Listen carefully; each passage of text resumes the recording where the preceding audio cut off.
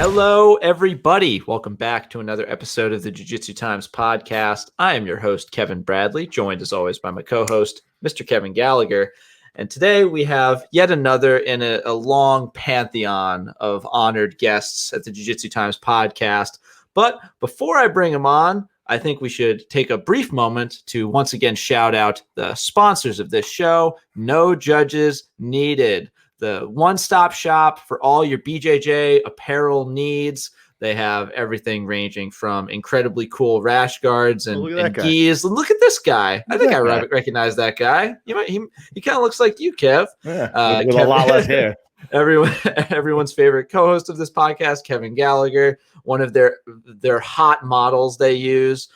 That's not all. They have an amazing series of rash guards, amazing art, as well as casual wear like t-shirts and hoodies.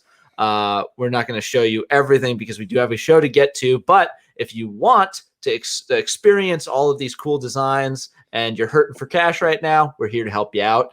Use the promo code JJT at checkout to knock off 20% off all purchases forever in perpetuity. It's an amazing deal, and you'd be helping out the show. These guys are a great brand. They do a lot to help out the community, and they make it so I can afford my cup of coffee that I need to get me through this episode. All right. So, yeah, no judges needed. Thank you very much for sticking with us, guys. We won't let you down. All right, long-winded intro out of the way. Real quick, just a reference to the fact that my green screen is taken down. My stand actually broke over the weekend, and I'm in the process of replacing it. So just so that it doesn't feel like I've downgraded too much, we apologize. And I feel low rent production, Kevin. It is a nickel and dime operation. Embarrassed to be a part of this thing. What sucks is our guest deserves all of this and more. He deserves the Ritz-Carlton, and unfortunately, we're wasting his time here on this very low rent show. But I'm going to read him in anyway because he's a phenomenal guy, and he's so polite that I doubt he'll say anything mean about it. Today we welcome BJJ Brown Belt, Subspectrum's 185-pound champion, and most recently Submission Underground and Who's Number One standout competitor with dynamite performances days apart from each other, which is insane. Please welcome to the show, Mr. William Tackett. Will, welcome to the Jiu-Jitsu Times podcast, man. How you doing? Doing great. Thank you for having me on. It's a real honor. I've actually never been on a podcast before. So you've never been on a podcast before? No, on this podcast before. On this podcast, but he's been on a real podcast before. Yeah, no, you've been on a real podcast. For the sake of our revisionist history, this is the only podcast ever, and you've been on this podcast. Real quick, because I like making myself feel bad. How long have you been growing that out? That beard? Maybe a week. I'm just lazy and I haven't shaved. It's not really me growing out a beard. That would be a month for me. That would represent a month of me just not shaving. This is like 4 months of not shaving, I think. So, I like throwing myself under the bus. You've had an incredibly busy time of competition as of late. How's your body holding up? Good. Yeah, I really didn't have any injuries in the past few tournaments, which was great. I bruised my ribs a little bit. I don't know how I did, but I wouldn't consider that too much of an injury. It's more just I just need to rest and take enough time just to let it heal, but I'm fine. So I've been able to train this week and just go light and stuff, so it's been good. That's a pain in the ass. A bruised rib sucks, man, especially in jiu-jitsu. People forget how much of your core and like your obliques and things that you use in jiu-jitsu and something like that, like crack ribs. Any injury in the ribs is it'll shut you down for a little while. Oh, yeah. I mean, shout out to fellow Jiu-Jitsu Times writer Emil Fisher. Right. He was recently on Submission Underground, and he was going for a straight ankle lock. He actually popped one of his ribs mid-submission. I'm not sure how it happened, but that sort of thing, it's something I hope never to experience because it sounds terrifying. Yeah, I was actually out of basically all of the end of last year and the beginning of this year due to a rib injury.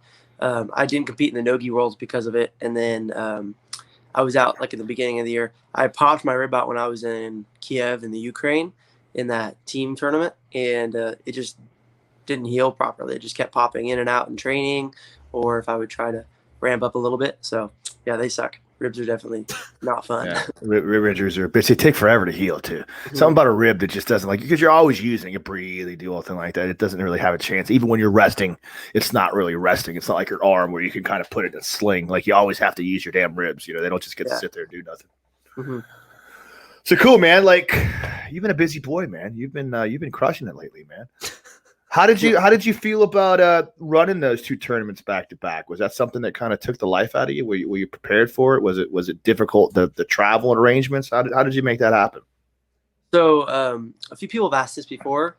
We've actually done that a few times, so I've kind of gotten a little bit used to it. We did one time where we did Third Coast Grappling in Houston. So we drove down to Houston, fought in Third Coast Grappling, and then drove back to Austin the very next morning, caught a flight, flew to Chicago, and then fought on Midwest Finishers that day. And I was in a tournament, so I had I think I had 5 matches in Midwest Finishers. Wow, that's I had a crazy. super fight on Third Coast Grappling within, like, I don't even think it was a 24-hour span. So that was really rough. This time was not as bad because I had a super fight on Friday, had all Saturday to rest, flew out Saturday, and then competed on another super fight on Sunday. So it was only 2 matches, which wasn't quite as bad. But do you find your body gets a little more banged up from competing? And because everyone, the thing about jiu-jitsu is, like, it's a match is what, 6 minutes, 7 minutes, 10 minutes at the most, and you train in the room. God, you do 5-10 minute rounds in a row, back to back training. But do you find there's something about a competition that takes a little bit more out of you? You find out weird. I remember every time I competed, I've always, like, got done and been like, wow, I don't know why I'm hurt, or I don't know why I'm more tired. I don't know what I did to my arm, but something happened during the course of things that made it worse. yeah, that definitely happens. I mean, like I was saying with my ribs, I don't even know what happened. I just came back, started training Monday night, a little bit in the gi, and someone laid on me. I was like, oh, my ribs are sore. So I think that just all the stress that your body goes through with all the nerves and everything leading up to the match. Maybe if you cut a little bit of weight, that puts stress on you. Traveling, that puts a lot of stress on your body as well. If I fly, like, back-to-back days like that, it's kind of tough because just sitting down for a long period of time, being on your feet, walking around, not really eating properly, I think all that goes into play and makes it tough, and that's why you don't really recover as quickly from competing than as you do training. That's actually something I think would be interesting, is that a lot of people look at your current schedule and are amazed at how many performances you've crammed in such a short amount of time. How far in advance are you typically is there any kind of consistency to how far out you have from a tournament before like how in advance are things locked down for you? I don't like to accept things, like, I don't like to accept a fight within, like, 2 weeks, really. If it's like a last minute, like, someone dropped out and it's a big opportunity, then I'll hop on. But most of the time, I don't really like to just hop on a new show if I haven't really, like, gotten in the mindset for a few weeks at a time. Really, like, 3-4 weeks is, like, ideal. Obviously, the longer the better. Like, if I know 3 months in advance that I have this match or something, or have a tournament, that's the best because I can create a really good camp around it. But I don't like to accept anything less than a 2-week span unless it's just a really good opportunity. Just because I like to get the proper training, proper camp, proper resting, recovery, making sure that I can work around injuries if I have them, or prevent injuries and all that stuff. What's your ideal time frame that you'd like to have to train through, to get, like, if someone says, okay, you got 3 months in advance to train, to get prepared for something, at what point do you tell yourself, okay, cool, I'm starting my actual training camp for this event? Like, what's the normal time frame for that? So it depends on, like, super fight versus, like, tournament. So for the Adcc Trials, we were doing a 6-week camp. Technically, it was more of like an 8-week camp because we do 2 weeks ramp up to the camp, and then the camp starts, and it would be a 6-week camp. But that is ADCC style. I mean, longer matches, you could have 6, 7, maybe even 8 fights in a day, and it's a little bit different than one match. Normally, like 5-week camps, 5-6-week camps is perfect. Not all the time do I get that opportunity because sometimes it's right around the corner, but that's, like, perfect, like a 6-week camp. You probably stay in pretty good shape though. You probably don't take like too much downtime and things like that. I would Oh imagine. yeah, like I've met Will. I'll answer this, Will. I've met Will. He's jacked as shit, man. The dude is like, he's absolutely ripped to the gills. So yeah, he's in totally good shape, definitely. Yeah, we work out a lot. Like even on our right now, I'm not really training for anything specific. I don't have anything lined up right now, but I mean, we're still training super hard. Like we're lifting every single day. I'm training twice a day, and I'm eating clean. I'm not really ever on off time. Yeah. The only thing that I would do differently in a camp is making sure that I'm getting like proper recovery and pushing a little extra inside the gym, maybe working on specific things. But really, like camp doesn't really change much. It just like the focus is a little bit different. So let's talk a little bit about your background and where you started, because in particular, when I think about guys like yourself, guys like Roberto, guys that are the new breed of jiu-jitsu athlete, I think about just what I said as the new breed of jiu-jitsu fighter, guys that have been training at an early age, that have incorporated all aspects of their trainings into this new idea of guys that understand the point system, but still are submission oriented in their fighting styles. So tell me a little bit about how you started and how long you've been training for, and some of the things that make you who you are. Yeah, I started back training in 2009 here in Austin, Texas. And I was 8 years old at the time. I was traveling like different gyms and trying to see what I like to do. Like we never really jumped into wrestling, but we did like karate, taekwondo. We watched like a lot of the UFC movies, early UFC matches and stuff. And we hadn't really found out what we wanted to do yet. We did like 1 or 2 classes of karate and was like, that's not it. 1 or 2 classes of taekwondo, that wasn't it. And then we saw this banner that was being hung by this little red barn, almost like a little CrossFit gym. And it was right by our house, and it said Brazilian Jiu-Jitsu on it. Like someone was hanging the banner. And we're like, oh, wow, that's pretty cool. And we'll go check that out. We stopped and we asked about it. And the guy was like, yeah, we're opening up a Brazilian Jiu-Jitsu gym. First class is this Monday. And yeah, you guys can come try a class. So we went and tried the class. We loved it. We just learned basic stuff. Like, we learned how to like front roll, stand-up technique, shrimp from out of side control and things like that. And then we stayed after the class and watched the adults train, and we got to see them like do live rounds, and we're like, oh wow, that actually looks really cool. And the coach gave us like, that's when we started like watching all the UFCs, because the coach gave us a few DVDs because he had them all on DVD, and we went and watched them, and we were like, oh wow, this is really neat. And he's like, yeah, it was like Hickson and all those guys back in Pride too. And we just kind of got into it, and we started training and never really stopped. We started competing in like Naga, I think at like 2010, maybe like a year after we started. And that was it. We just kept competing. If you don't mind me asking, what was, did you gravitate to any like specific like MMA fighter or jiu-jitsu person back then? Like, was there any individual that you really latched onto that was like, oh man, I want to be like this person? But I liked them all. I liked George St. Pierre a lot, just because he was really good at takedowns. He had like a really cool fighting style. Man, I liked them all. Like my brother really liked Rampage Jackson because he was so like just in your face, crazy. He would like wear chains out onto the ring and stuff. It was pretty cool. I mean, we liked them all. When Anderson Silva came onto the scene, like he was like one of my favorites. I saw him just start knocking people out, and I was like, oh, this is awesome. And his jiu-jitsu was really good too. He had a few submission wins over some good guys, and yeah. But I watched more. I'd say I watched more jiu-jitsu than I did MMA. I liked watching MMA a lot. Kind of got me into watching jiu-jitsu. But then once I started like looking at like the ADCCs and like some of the world championships, that's when I kind of dived into more watching.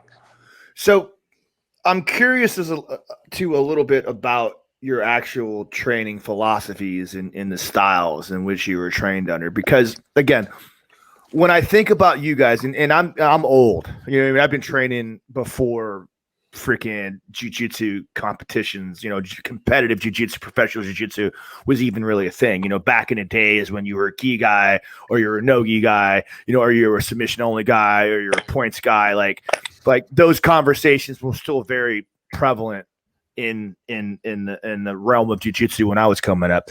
So training philosophies and training structures represented that.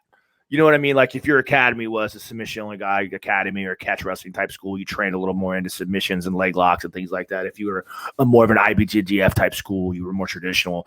You focused on the ideas of passing guard and doing things like that. Like at what more like fundamental areas, at what point did you decide in your own training to understand the importance of both things? Because I think of jiu-jitsu today, when I think of modern competitive jiu-jitsu, I don't think of you're a submission only guy, you're a points guy, or even if you're a gi guy, no gi guy at this point. I feel like people understand that there are elements of all of these things that work cohesively together. And I think you are a perfect example of someone that understands that intuitively at a very young age, probably because you train that way from the beginning. So tell me about your philosophies coming up as a kid in training and stuff. Well, I watched, like I was saying, I watched a lot of Adcc because there was just some biggest names competing in that. You know, I watched a lot of Jean-Jacques Machado, Marcelo Garcia. You know, those are all Eddie Bravo. Those guys were really cool that I like to watch. You know, interesting styles, very exciting. And but my goal was always to like win the world championships in the gi. That's what like my goal was since I was a kid. Partially because we were kind of under a more gi heavy school when I was a kid. My instructor was a black belt under Travis Took, and Travis Took is a Hibero Jiu-Jitsu black belt. So, you know, it was more gi strict and like IBJJF style, that kind of stuff. So I really wanted to get good in the gi and start competing in like the IBJJF. So eventually I worked my way out of competing out of like Nagas and stuff and made my way to like Kids Pan Ams. And I won the Kids Pan Ams the first time I went, and it was just like a huge thing for me. Like I was super excited, super happy about it. I felt like it, you know, was really rewarding feeling.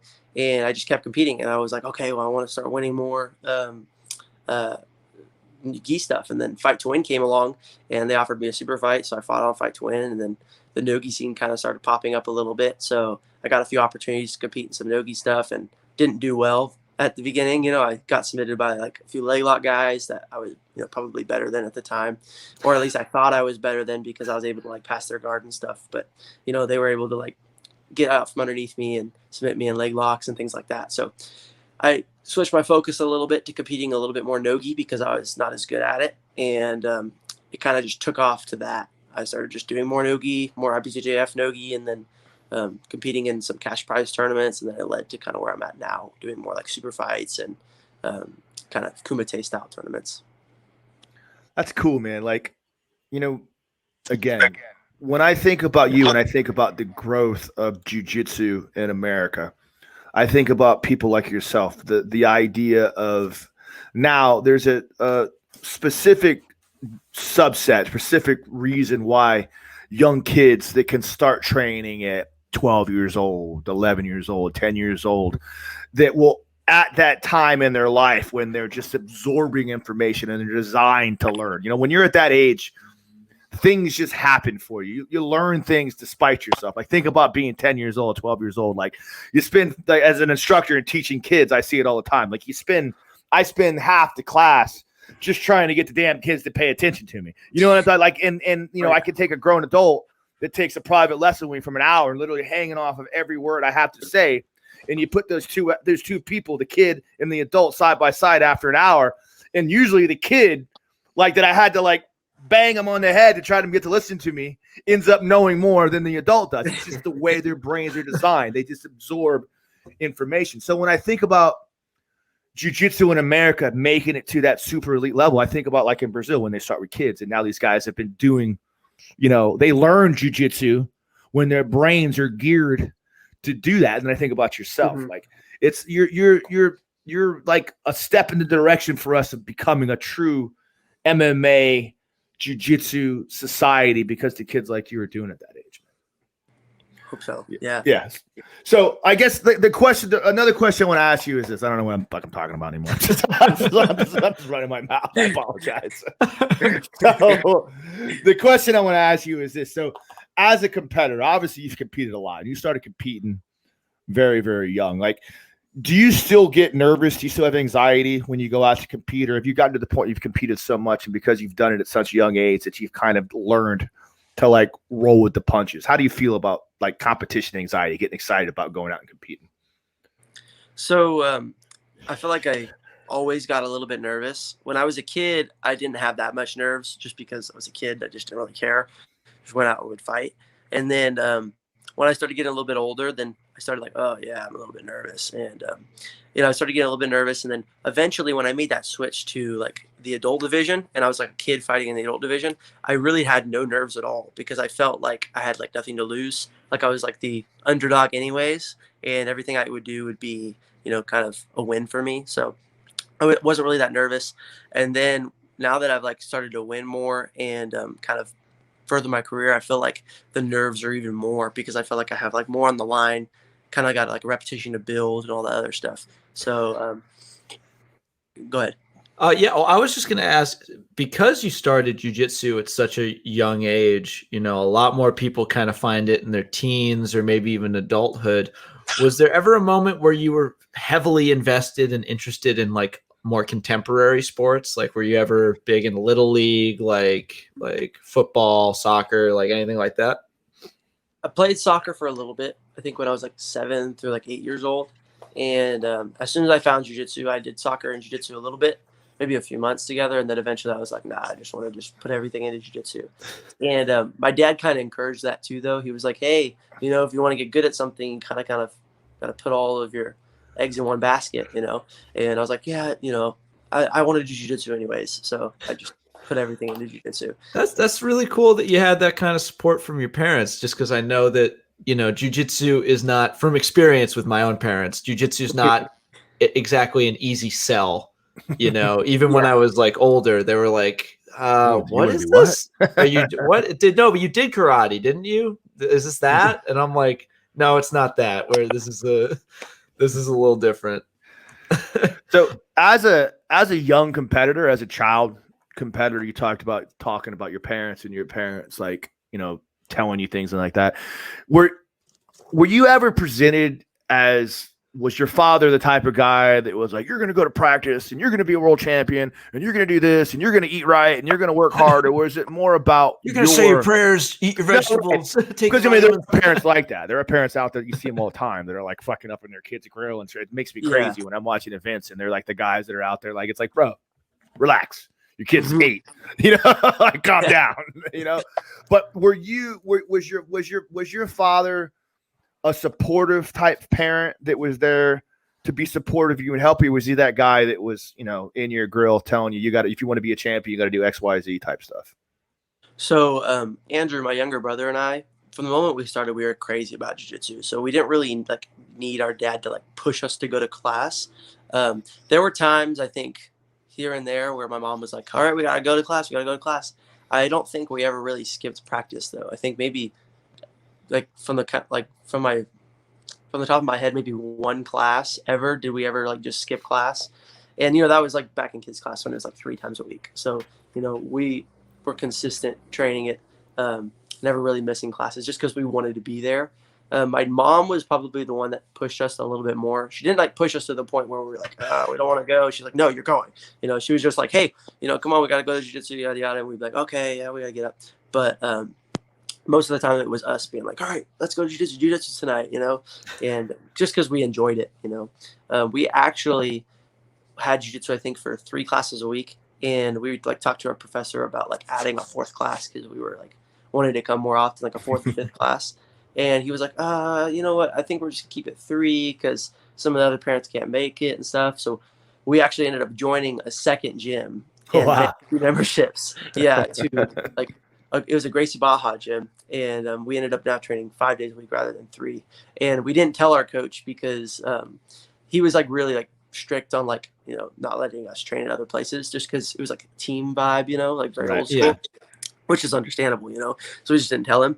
And one day when he found out that we were training there, I forget who told him. Someone told him that we were training there, or he saw. Someone ratted on you? Yeah. So, but we were still young. I was maybe like a yellow belt or orange belt. Snitches get stitches, dog. Yeah. Sorry, kid. You're good. But yeah, he ratted on us, and so our coach found out, and he immediately was like, "All right, you need to cancel that membership. We're adding 2 extra classes right now, so that you can come back." Hey, well, mission accomplished, man. You got what you wanted out of it, so whatever. You didn't want to lose you. See, that's where you find out you're more important right now than his ego. You did the right thing, man. That's cool. Yeah, That's but we cool. always enjoyed jiu-jitsu as a kid. Our parents were supportive and helped us, in a way that was encouraging, but didn't push us the way wrestling parents push kids, Oh, Jesus. Yeah. My dad still maintains that he is the only one of his 3 brothers that's not 6 foot. They're all 6'2", 6'3". My dad is 5'8". He is convinced that it was the heavy weight cutting in his formative years for wrestling, because he wrestled for years. He's like, I would be 7 feet tall if it wasn't for that. And I'm like, I doubt that, but who knows? So you do have an absolute stud brother, a complete competitor that has been a part of your life, your competitive life forever. The jiu-jitsu is full of very strong lineages of family, and specifically siblings. You've got the Mendez brothers, you've got the Musumechis. How does it feel to have that type of training partner, no matter what, that you can always call on? It's pretty cool, and honestly, not until probably about this year were we really competitive rolling. Probably our entire life, it was just me kind of beating up on him, and we trained together, but we didn't train a whole lot because I was always way bigger than him. Even though we're only 2 years apart, I was always a lot bigger than him. I think that's a big difference at that age. The difference between a 10-year-old and a 12-year-old, or a 12-year-old and a 14-year-old is a huge gap. Mm-hmm. And he just turned 17. He's just now probably about before he turned 17, he hit his growth spurt finally. He was kind of always a little bit smaller. I hit my growth spurt early, at 14. So when I was 14, I was 100 and maybe 60 pounds or something like that, and he was still 90 pounds or something like that. So we were a big difference in weight. So we trained together, but we didn't train a lot together. And when we did, it was kind of me just beating him. But now he's similar to my size, and he's getting stronger, more athletic, and you're just gaining confidence training with all the adults and competing and stuff. So he's definitely one of my tough roles now. So it's pretty cool to have my brother always there to be able to get some good training in, even though, we've trained together for so long. It's still super fun. I saw on Instagram a video of you, a little clip of you and your brother wrestling and rolling with each other. I was like, God damn, that little fucker's good too. He's good. Yeah, he also competed. So he competed on that Jits King, the kids, Jits King kids one, or he would maybe not the maybe it was. I saw him at a Jits King event. Not too long ago. He did well. I think it was the 145-pound invitational one. He fought. He had a super fight, right? Yeah. He looked real good, man. He's a tough kid, man. Real tough kid. He's really tough. He's really good. He's definitely gonna make some waves, probably towards the end of it. It was gonna be for the end of this year because I figured he's gonna do really well at trials, but probably now next year, whenever all the big tournaments come around. Would you say that your shared love of jiu-jitsu adds to your familial relationship, or does it ever get in the way, if that makes sense?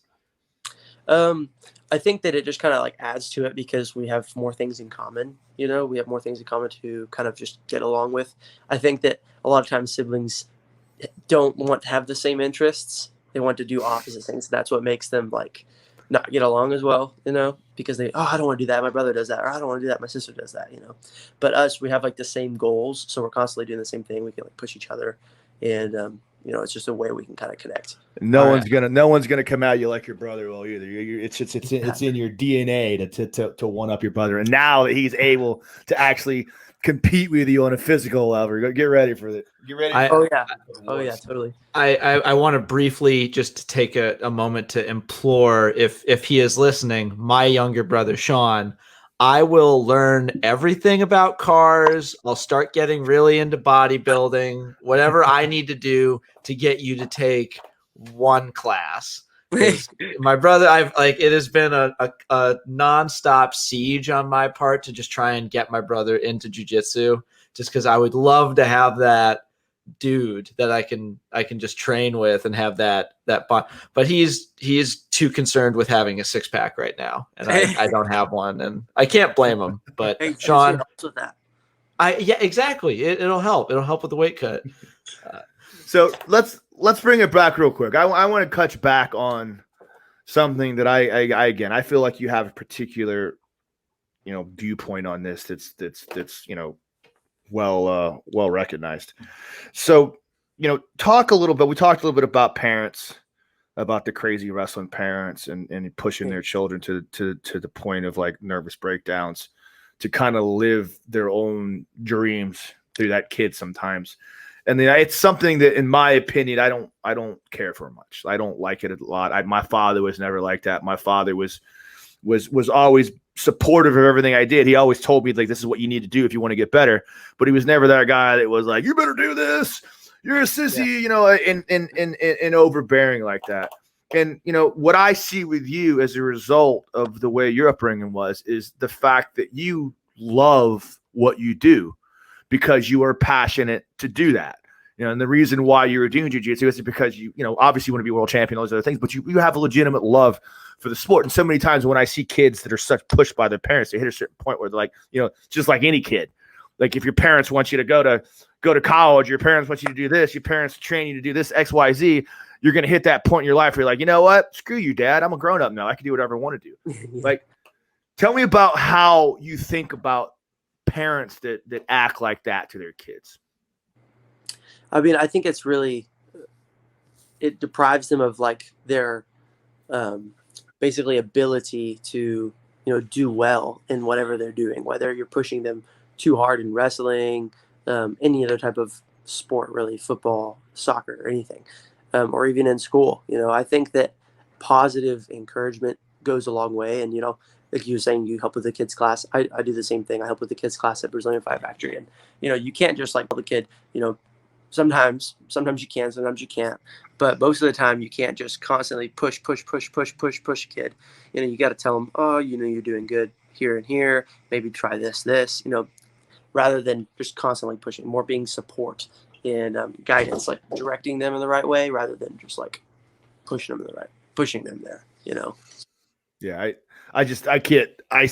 One of the things, it just makes me crazy, man. Like I said, I ref a lot of tournaments. I'm out there a lot with the kids programs and things like that. And like, I would literally, I try to stay out of it, but half the time I really want to grab these parents, like, what the fuck is wrong with you? Like, what's wrong with you? Seriously, like who hurt you? What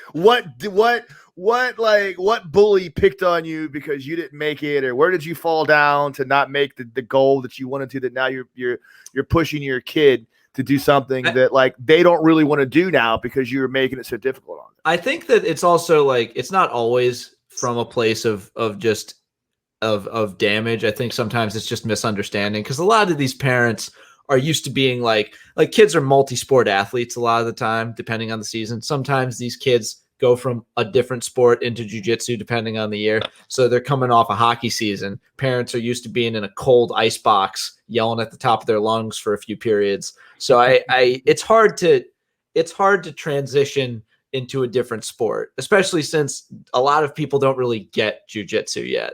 We've tried to really help there, but sometimes people don't get it unless they train. That. I think a lot of times too is that parents just don't. Like, a lot of times you're dealing with people that were never really athletic before in their lives, that never really had any kind of athletic background, that don't really get that that's not how you do things. It's like the person, it's like everybody knows shitty coaches.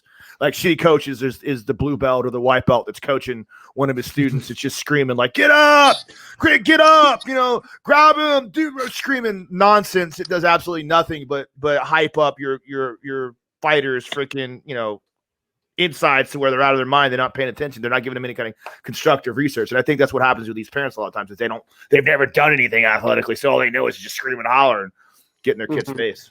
Yeah. They think just hyping their kid up will make him try harder. And sometimes trying harder is not even what they need to do, Right. Exactly. So tell me about you've had a very interesting journey training at different gyms and changing the gyms that you've trained at like schedule wise. What's it been like at Fight Factory for you? How have you enjoyed your time there? Man, it's been amazing. Like, it's been a real blessing that Fight Factory was it's really just right under my nose the whole time, but that it kind of came into my life and I was able to make that switch. Back when I was training at my old academy, Team Rabati in Pflugerville, Texas, this guy, Cody Steele, and you guys know who Cody is, we were both competing on the On It Invitational together on like separate super fights. And you guys might have seen the video where he like freaking launched this guy on his head with a suplex and choked the guy like right away. That was it, like the On It Invitational here in Austin. And, I saw it and I was like, wow, that was crazy. And I went up and like shook his hand after because I had never met him before. I'd seen him here and there, but not a lot. And I asked him, I said, hey, come by the gym sometime or if you want to and train. And he saw me and I actually submitted some guy and he was like, oh, cool. And then, we ended up training together at my academy. And he came by a few times. And then eventually like I went over to his academy and we just kind of started cross training a little bit. And then eventually I just found out that his professor is like super legit. And eventually now that professor is my professor and just been training there ever since.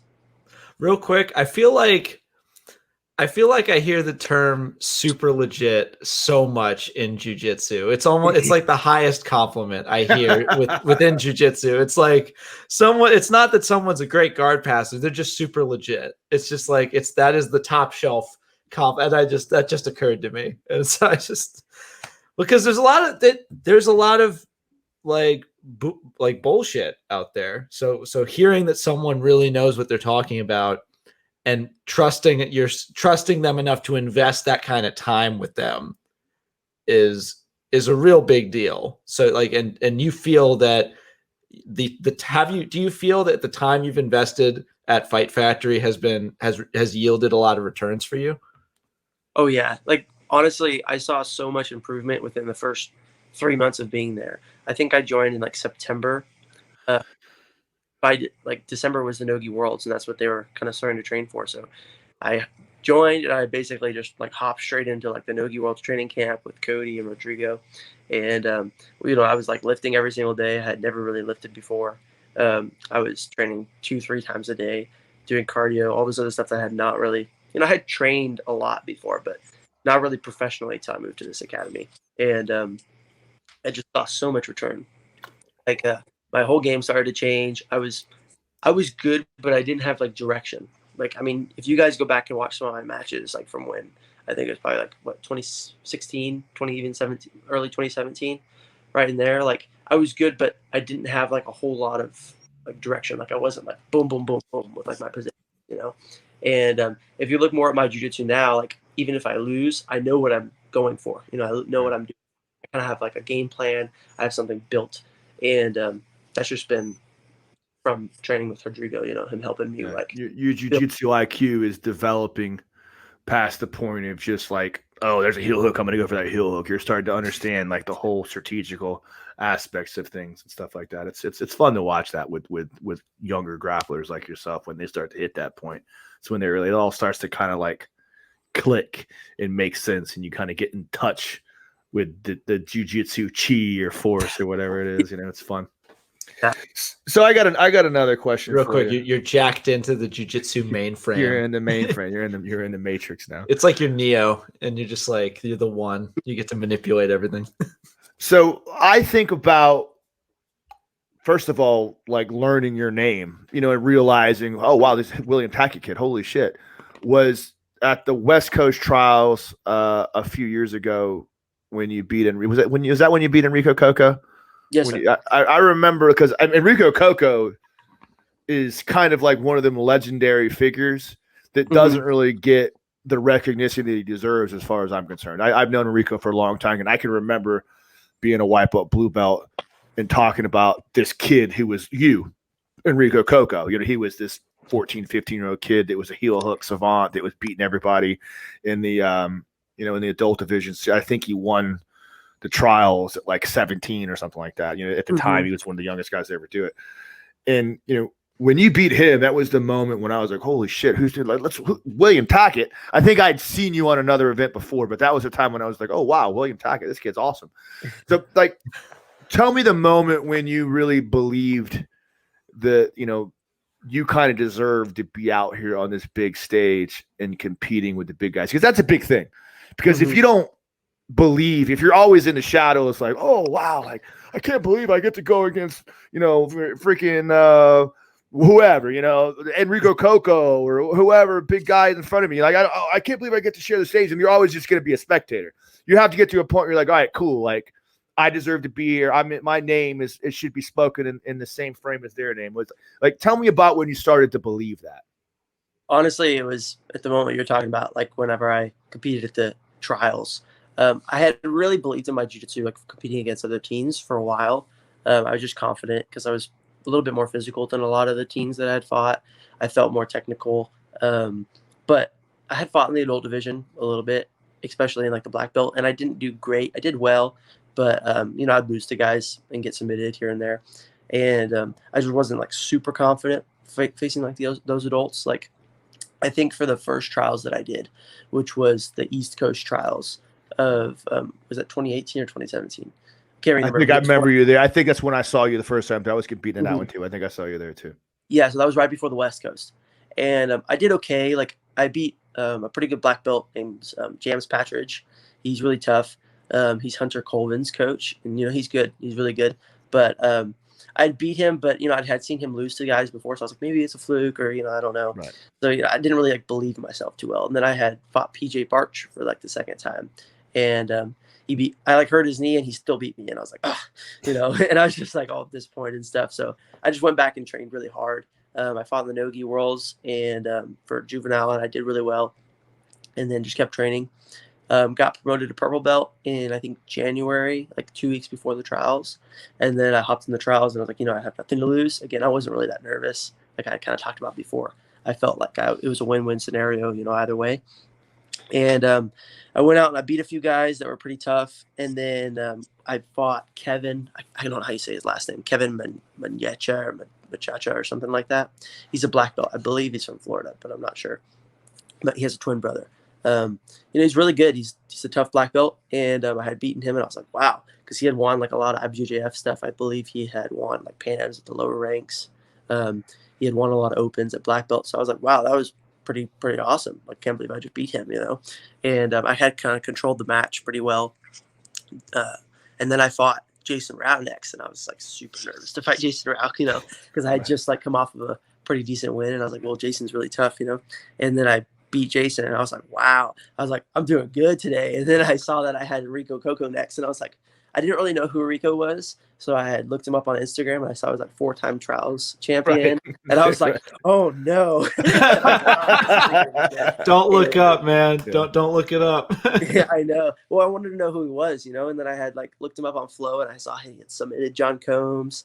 He has, I think, a win over DJ Jackson. Like, he has like a lot of wins, and I was like, dang, this guy's like, I was like, okay, well, I'm just gonna go do my thing, and I ended up like sweeping him and like winning by 2. And after that tournament, even though I didn't do well against John, I just felt so confident after that. I felt like I really felt like I would deserve to be out there with those guys, even though I wasn't close to being the best in the world yet, but I felt like I deserved to be there at least. Yeah, that just like you said earlier, that confidence is also a double-sided sword, because yes, it makes you believe you're supposed to be there, but it also puts the anxiety on your back that now you've got a target on your back, and you have to continue to prove yourself, because if you start losing, wait, am I going to be the same? It makes it, you're not just that kid that's like, all right, let's go do this thing. Win or lose, it doesn't matter anymore. Now you're like, oh shit, like I'm the guy now, so I got to go out there and act like it.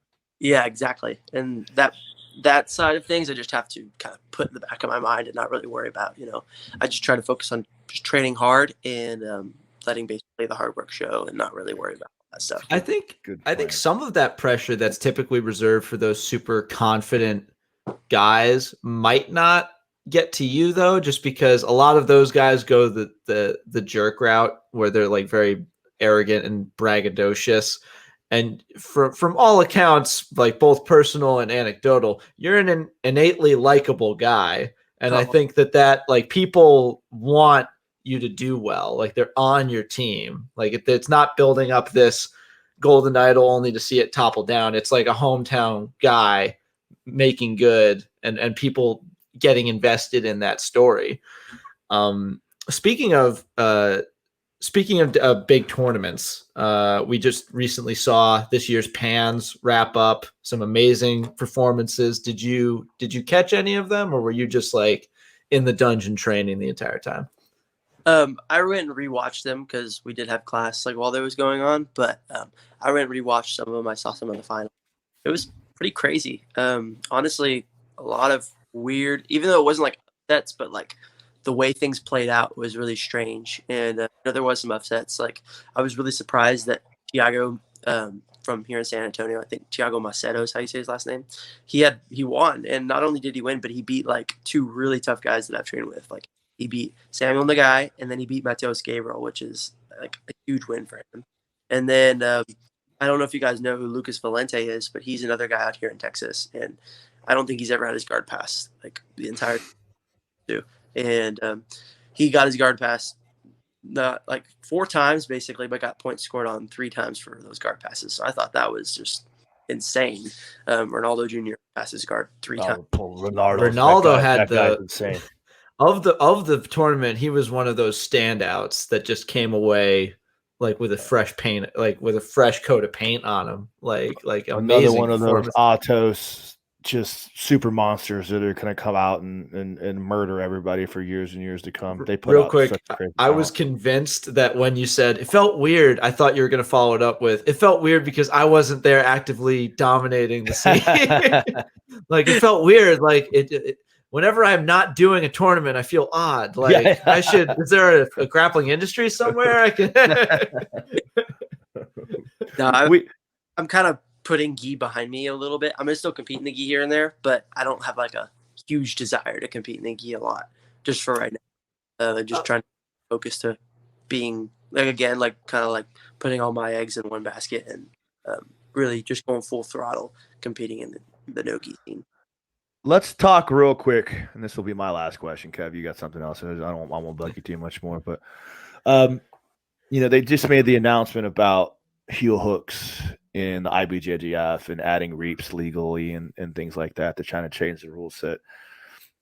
And my question to you is this: is like, I know a lot of leg lock guys that are all like, sweet, now I could go heel hook everybody. I'm going to go do the IBJJF because it's fair now and all those other things like that. And like, in my opinion of it is that, I don't know it's going to change that much. I think it's going to kind of make it a little bit more easier for, you can add another element of submission to the game. But I think the real reason why the IBJJF is so difficult to win is because you have to have super solid fundamentals, guard passing. And a lot of these leg lock guys that I know, like, they sit back for leg locks and maybe their fundamentals aren't so great. So someone like yourself that I know, like I said, hybrid, you have your ability to go to leg locks and work with these intricate submission games are amazing, but you also have ridiculously solid fundamentals. Thank you. Like, what do you think about these leg lock guys that are salivating in their lips now because the IBJJF is opened up for heel hooks? They think they're just going to go out and dominate now because it's going to change the world. I mean, I think they might win 1 or 2 big matches, like sub a few guys that are previous world champions or yada yada. But I don't see them like just a leg locker. Like for instance, like let's say just someone that is killing the no-gi scene right now, but it's just kind of a strict leg locker. I won't say anyone, but I don't see someone at like just going onto the podium and winning the entire no-gi worlds. Winning 6 matches all by heel hooks. Like I don't see that happening. Like of course it can happen. Like anything can happen, and there's some really good guys out there that haven't done the IBJJF yet, but I don't see like just leg lockers completely just dominating the IBJJF scene now. One, because like the matches are not that long. Like people don't realize that like most sub only matches are like 10 plus minutes. And the IBJJF matches, like for brown belt, I think it's like 8 or 7 minutes. Like it's not a lot of time to work. And the people that compete in IBJJF are really good at like making the time run out quickly. Yeah, yeah, 100%. Stall it, call it whatever you want, but they know how to win in that format. They do. When you go in the Masters and it's a 5-minute match, like I roll in, like it's even that shit goes by. The first one to score, they're gonna grab a grip and they're gonna hold on to you and do just enough to make it look like they're doing some shit before you know it, it's over. Yeah, I mean that's how it was in juvenile too. I think juvenile was 5 minutes, and it was just like, you know, I lost a few matches by just getting taken down.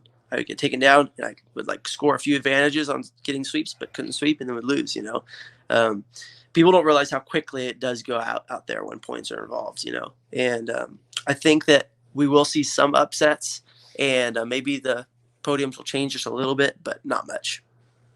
So I got a quick follow up, and I just want to ask you, what do you say to people that say that that's not what real jiu-jitsu should be, to, you know, to pass somebody's guard and pin them on the ground, and it's boring, it makes for boring matches, and it's not real true to the way jiu-jitsu should be held? What do you think about that?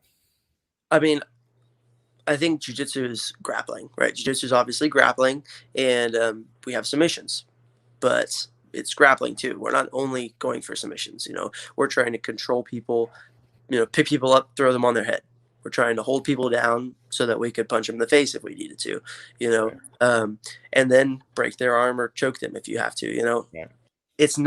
We're not doing a submission sport. We're doing a submission grappling sport. In the gi, it's more traditional, you know, a little bit more like positional stuff. And that's just because, you know, it's more grappling. No gi has changed more into submission grappling, so it's like more submission heavy. But in the end, like, you know, if we're in an actual fight, which what jiu-jitsu is a self-defense, you know, it's a martial art. If we're in an actual fight and you sit on the ground and I'm able to pass your guard, you know, I'm going to grind your face into the concrete and punch you in the face. You know, it's going to happen.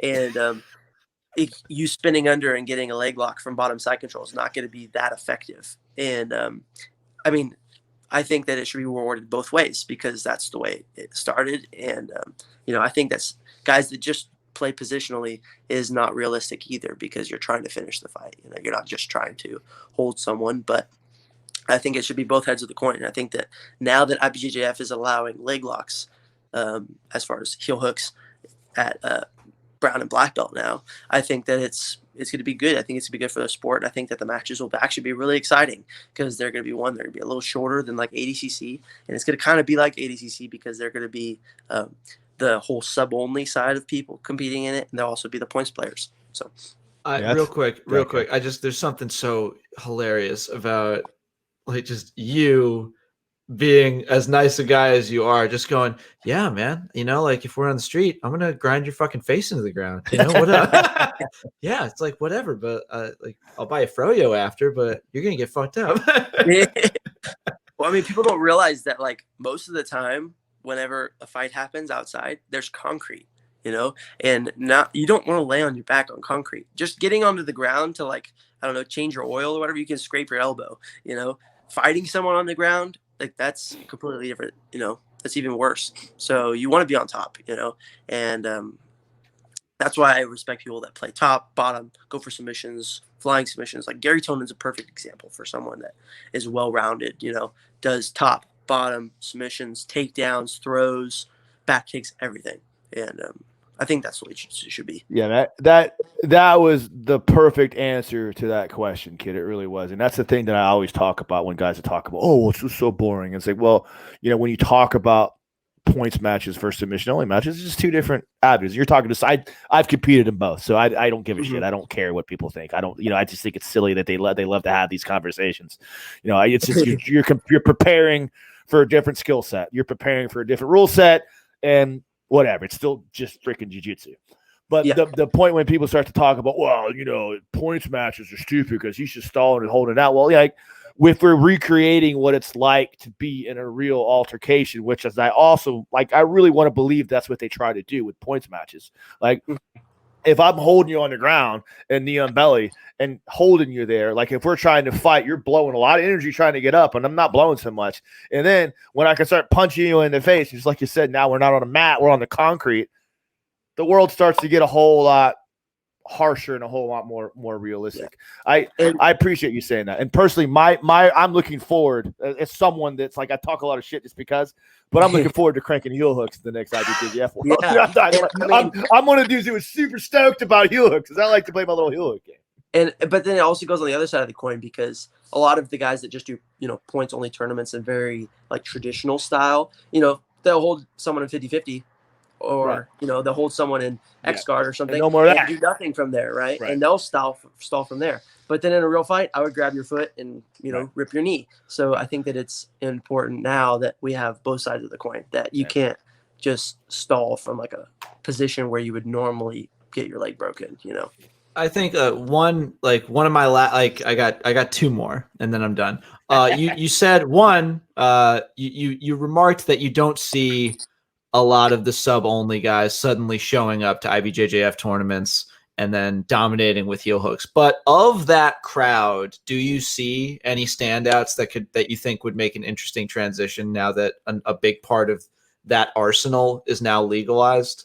Like, do any names come to mind that you think are really going to make problems for people? Honestly, I see Ethan Kralestein, someone like that, someone that has already competed, Oliver Tazla, guys like that have already competed in the IBJJF rule set and have done well.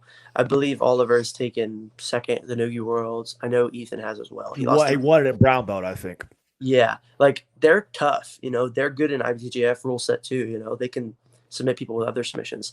Just add in the other part of their game that might be the most dangerous part of their game, and I could see them at the top of the podium almost every time. I remember when my teammate Mateus Gabriel fought Ethan at the Nogi Worlds. I believe it was like 2018 or something like that, maybe 2017.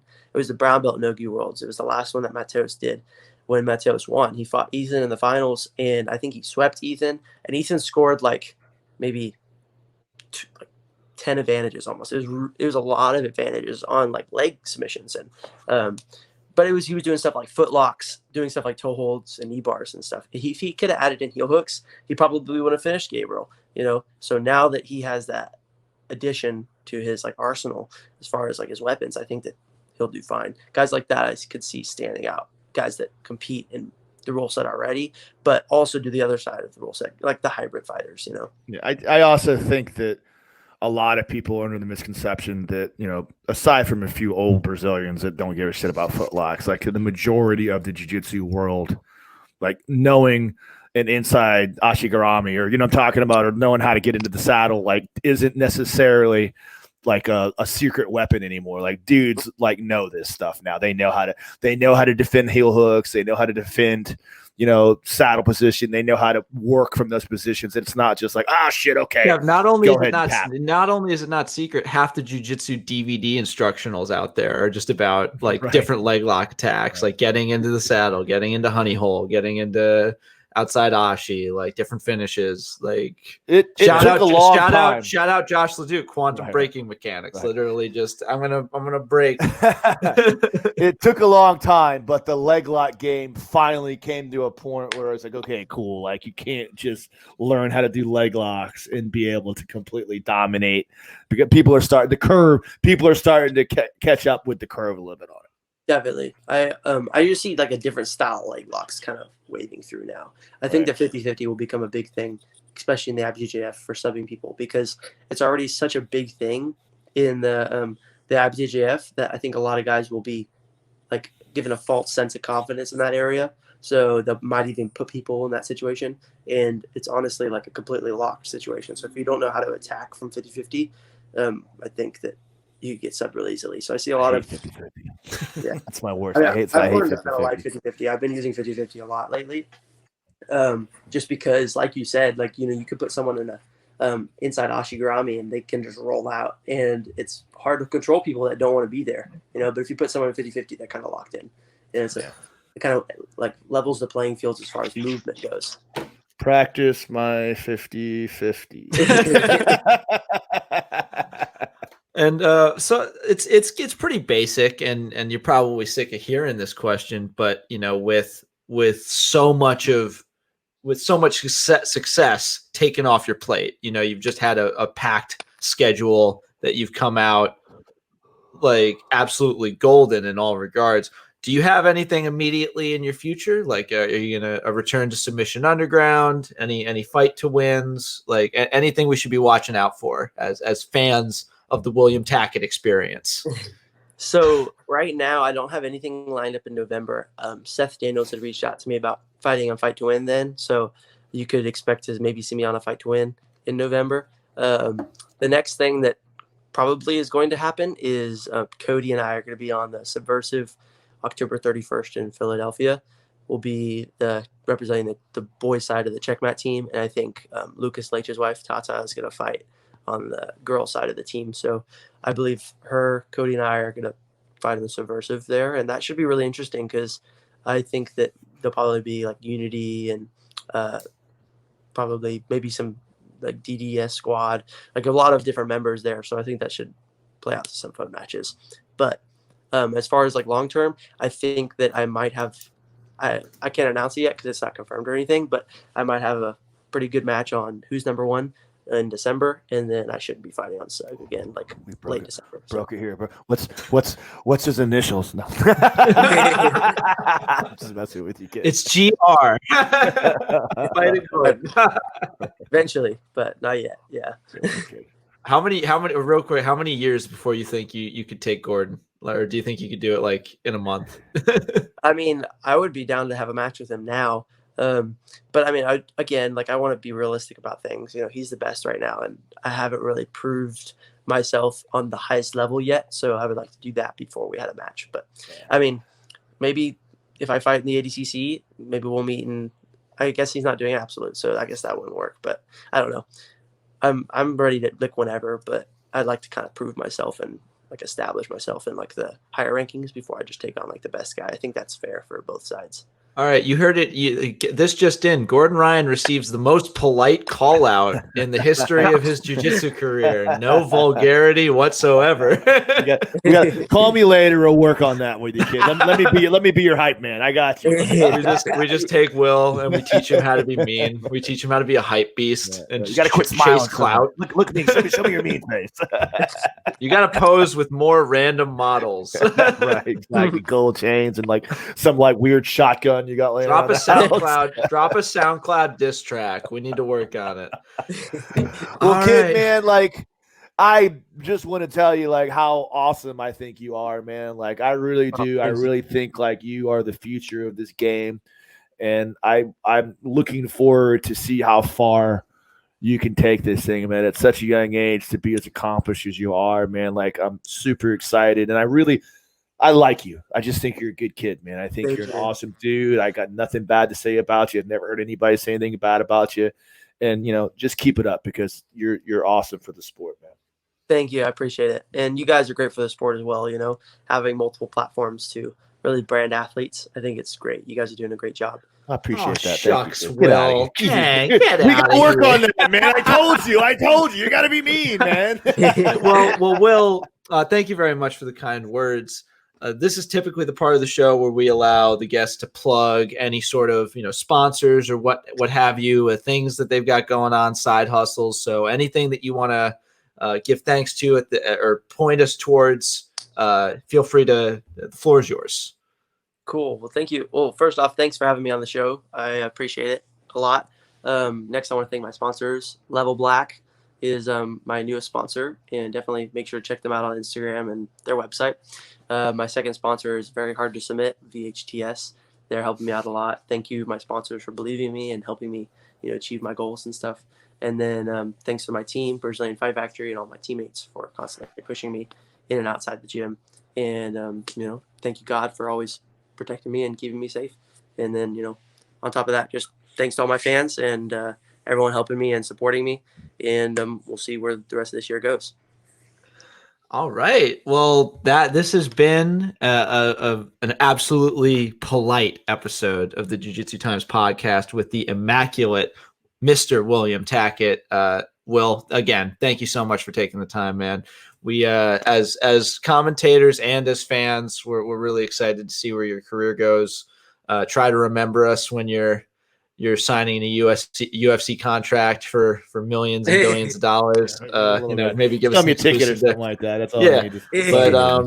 But for those of us, for the fans out there listening, we're getting into the winter. You know, it's starting to get cold, and the world isn't as reopened as we probably would have liked. But jiu-jitsu and the sport that we love is is trying to thrive regardless. So in that spirit, in that holiday spirit that's coming up, please stay safe, stay healthy, and keep on the lookout for ways you can help your gym. Just because places are still financially a little shaky. So if you're one of those people that's been having a gym that's closed but you're still paying, we thank you. You guys are incredibly important for keeping the sport alive. And just look on the bright side, because this will end one day. And so I feel like that was an appropriately kind and polite way to end this very polite episode with Mr. William Tackett. What do you got, kid? One more thing I forgot to mention. If you guys check out, or anyone listening, check out BJJ Brain Official. It's on Instagram, or you can just go bjjbrain.com. It's something that Cody Steele and I have started up. We're doing like some online instructionals and all different types of stuff. It hasn't really hit the floor yet, but we're getting there. So just trying to create awareness right now. If you guys want to check it out on Instagram or subscribe on the website, that would be appreciated. This is what was that again? One more time. BJJ Brain is the name of the thing that we're doing, and then BJJ Brain Official is the Instagram. Okay, real quick, just a little visual aid for those of you that are watching the video. This is the page. We'll link to it down below. If this guy's putting it out, it's probably something that you need to go check out immediately. And I know that that is what I will be doing as I'm editing this episode of the Jiu-Jitsu Times podcast. Thanks for getting that in. That's definitely going to be something that I'm going to look into. But again, this is a very long goodbye, because we don't like saying goodbye. We love doing the show, and we love having guests like Will, who will never talk to us after this is done. So, all right, this has been another episode of the Jiu-Jitsu Times podcast. I've been your host, Kevin Bradley, joined as always by my co-host, Mr. Kevin Gallagher, and special guest, Mr. William Tackett. Stay safe, stay healthy, protect your neck. Good night, everybody.